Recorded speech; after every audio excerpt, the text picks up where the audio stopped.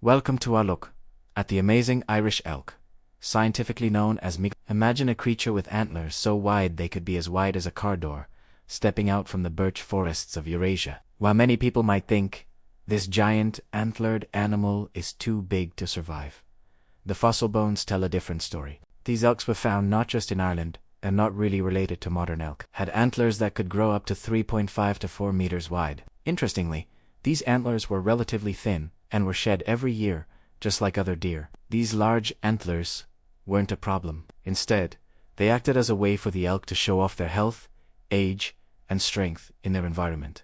Their bodies were built to support these huge antlers, with strong necks, shoulders, and skulls that helped spread the weight. These elk could manage their antlers without getting hurt. During the mating season, they likely engage in pushing mashas instead of dangerous head-on collisions. The Irish elk ate different plants dependent on the season, like grasses and herbs in open areas, and the tips of willows and birches near wetland edges. Their tall bodies and long legs helped them see over low plants as they moved between places where they could eat and get minerals. Now, let's talk about the common myth that their huge antlers caused them to go extinct.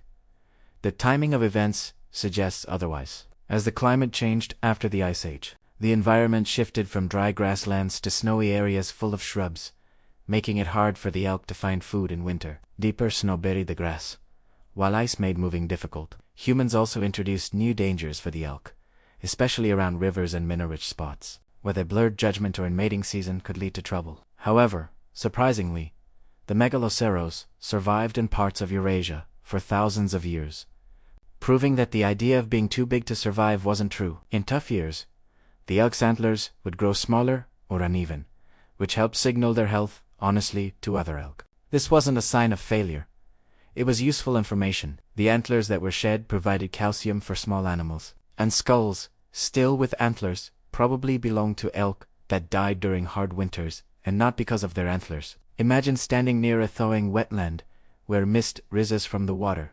Picture a male elk lifting its large antlers at dawn, steam coming from its nose, while another elk answers from a distance. This isn't a creature that is doomed because of its antlers. It's just an elk living in a changing world. It faced challenges only when its environment changed, not because of the size of its antlers. Thank you for joining this adventure. If you liked learning about the Irish elk, make sure to subscribe, like, and comment on other antler myths you'd like us to explore. Let's discover more amazing truths about nature together.